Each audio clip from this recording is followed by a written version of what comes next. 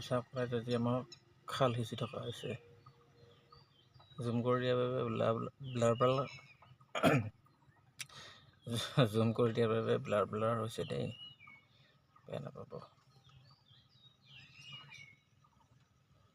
কিন্তু এইটো আমাৰ খাল।